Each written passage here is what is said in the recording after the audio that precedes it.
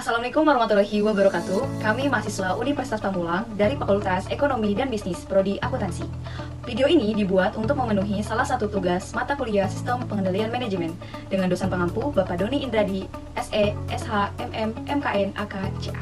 Kami dari kelompok 1 yang terdiri dari 9 anggota kelompok yang masing-masing bekerja sama untuk memenuhi tugas dengan judul Pengendalian Multinasional pada Perusahaan di Era Globalisasi. Di sini kami akan memaparkan beberapa materi, di antaranya yang pertama, pengertian organisasi multinasional, kedua, perbedaan budaya dapat mempengaruhi organisasi multinasional secara global, ketiga, perbedaan pengukuran kinerja dapat mempengaruhi organisasi multinasional secara global, dan nilai tukar mata uang asing dapat mempengaruhi organisasi multinasional secara global.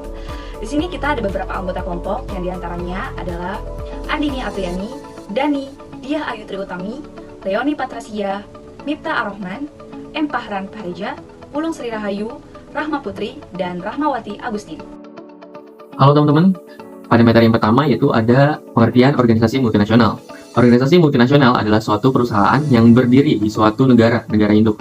Akan tetapi perusahaan tersebut memiliki kegiatan produksi atau pemasaran cabang di negara lain. Nah, dari organisasi multinasional ini memiliki manfaat, yaitu jaringan kerja yang luas, pendapatan yang lebih tinggi, dan deskripsi pekerjaan yang lebih luas. Contohnya, organisasi multinasional di Indonesia yang kita tahu yaitu ada KFC, Nike, Adidas, iPhone, Samsung, Toyota, Honda, dan lain-lain. Nah, ketika suatu organisasi multinasional berdiri di negara-negara lain, pastinya memiliki hambatan, yaitu perbedaan budaya.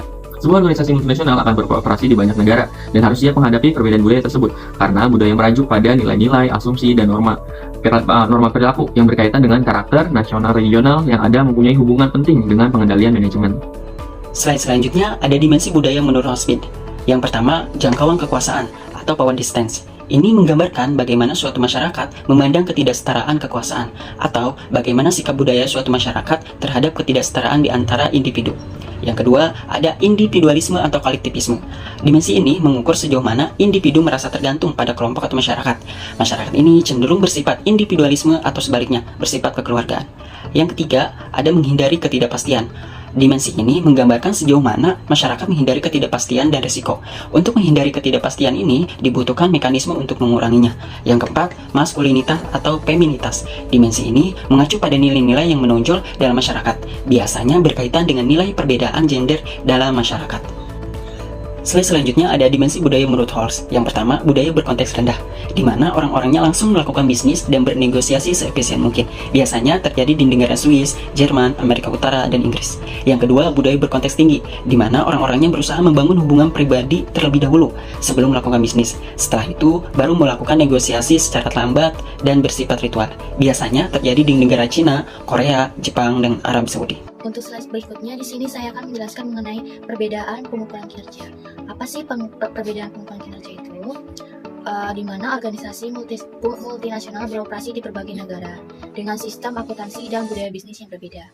Perbedaan ini dapat berdampak signifikan pada pengukuran kinerja dan dapat menciptakan tantangan bagi organisasi multinasional dalam mengelola operasi global mereka secara efektif.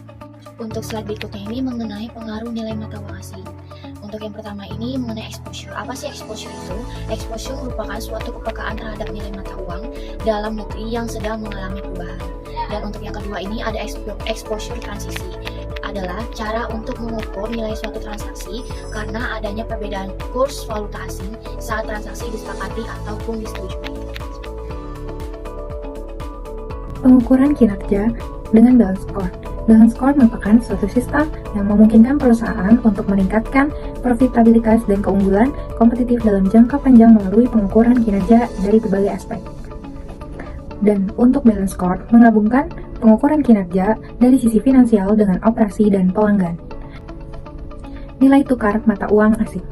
Arus kas dari sebuah perusahaan domestik dinominasikan dalam dolar dan pada suatu waktu tertentu, setiap dolar mempunyai nilai yang sama dengan nilai dolar lainnya. Sebaliknya, arus kas perusahaan multinasional didenominasikan dalam berbagai mata uang, di mana nilai setiap mata uang relatif kepada nilai dolar akan berbeda seiring dengan perbedaan waktu.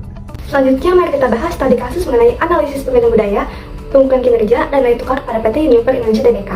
Untuk perbedaan budaya, di berbagai negara seluruh dunia pastinya memiliki budaya dan aturan yang berbeda-beda, sehingga PT Unilever Indonesia Tbk selalu mengedepankan ketaatan dan tunduk pada aturan yang ada di setiap negaranya. Salah satu contoh PT Unilever Indonesia Tbk ingin menciptakan kesetaraan gender dalam menggapai peluang karir bagi setiap orang. Di samping itu, produk yang sudah dibuat oleh PT Unilever Indonesia Tbk sudah disesuaikan dengan gaya hidup dan budaya masyarakat pada suatu tempat. Contohnya di negara Indonesia dengan mayoritas muslim terbesar di dunia, PT Unilever Indonesia Tbk berkomitmen ingin memberikan rasa aman dan nyaman pada konsumen saat menggunakan produk Unilever dengan memberikan jaminan halal. PT Unilever Indonesia Tbk tercatat sebagai perusahaan FMCG pertama yang berhasil meraih sertifikasi halal MUI pada tahun 1994. Untuk pembahasan selanjutnya yaitu mengenai PT Unilever Indonesia dalam pengukuran kinerja. Di sini kita ambil dari jurnal yang dikutip oleh Maria Yovita Erpandin bahwa dalam jurnal ini memiliki tujuan untuk mengetahui bagaimana kinerja pada perusahaan PT Unilever Indonesia, yang dimana pada jurnal ini menggunakan pengukuran menggunakan metode balance score yang memiliki sifat kualitatif dan menggunakan data sekunder yang diambil dari laporan keuangan PT Unilever Indonesia pada tahun 2018 sampai 2021. Di sini dalam pengujiannya menggunakan 4 perspektif. Yang pertama yaitu perspektif keuangan, yang kedua perspektif pelanggan, yang ketiga perspektif proses bisnis internal, dan yang keempat perspektif pertumbuhan dan pembelajaran. Dari pengujian 4 perspektif ini pada PT Unilever Indonesia pada tahun 2018 sampai 2001 didapati terjadi penurunan kinerja untuk setiap tahunnya. Dan pada tahun 2019 dan 2020 didapati lebih baik dibanding tahun 2021 karena terjadi pandemi COVID-19 yang dimana dari pandemi COVID-19 ini mengalami penurunan kinerja perusahaan. Data yang diambil dari jurnal ini yaitu menggunakan data pada saat COVID-19 dan sesudah COVID-19. Lalu untuk PT Unilever dalam nilai tukar mata uang, analisisnya adalah PT Unilever merupakan perusahaan multinasional yang dimana dia melakukan kegiatan operasi dan transaksi perdagangan, yang dimana perusahaan ini melakukan transaksi perdagangan dan transaksi untuk memenuhi kebutuhan perusahaan. PT Unilever ini sering melakukan ekspor dan membeli bahan baku atau bahan jadi pada perusahaan asing. Maka dari itu PT Unilever ini mengalami dampak penurunan nilai mata uang terutama pada era COVID-19. Selain itu, PT Unilever ini juga mengakibatkan resiko akibat fluktuasi yang dimana terjadi karena melakukan transaksi antar negara. Oke teman-teman, dari apa yang sudah dijelaskan, maka ada beberapa kesimpulan. Yang pertama, terkait perbedaan budaya antara negara asal perusahaan dan negara tempat operasi menjadi faktor krusial yang mempengaruhi organisasi multinasional secara global. Aspek seperti jarak kekuasaan, individualisme atau kolektivisme, penghindaran ketidakpastian, dan maskulinitas atau feminitas dapat berdampak pada cara berkomunikasi, motivasi karyawan, dan karakteristik organisasi. Perusahaan multinasional harus mampu menghargai perbedaan budaya dan beradaptasi dengan norma-norma lokal untuk memastikan keberhasilan operasional. Selanjutnya, perbedaan pengukuran kinerja pada perbedaan secara akuntansi, budaya bisnis, dan tantangan dalam konsolidasi laporan keuangan menjadi faktor yang mempengaruhi pengukuran kinerja pada organisasi multinasional.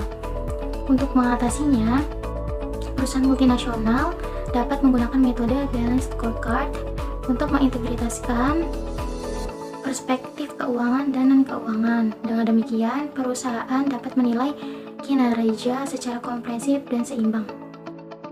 Kesimpulan yang ketiga yaitu nilai tukar mata uang asing. Nilai tukar mata uang asing berpengaruh signifikan terhadap organisasi multinasional karena terlibat dalam transaksi dengan mata uang yang berbeda-beda. Fluktuasi nilai tukar dapat berdampak pada harga, pendapatan, dan laba perusahaan. Oleh karena itu, perusahaan multinasional perlu memantau pergerakan nilai tukar dan melakukan hedging untuk melindungi nilainya dari risiko fluktuasi. Kesimpulan yang keempat yaitu studi kasus pada PT Unilever Indonesia Tbk. Sebagai perusahaan multinasional, PT Unilever Indonesia Tbk menghadapi tantangan terkait perbedaan budaya, pengukuran kinerja, dan nilai tukar mata uang asing. Perusahaan berupaya menghargai budaya lokal, mengukur kinerja secara seimbang, menggunakan balance score, dan melakukan hedging untuk mengantisipasi risiko fluktuasi nilai tukar. Demikian presentasi dari kelompok kami, kurang lebihnya mohon maaf. Assalamualaikum warahmatullahi wabarakatuh.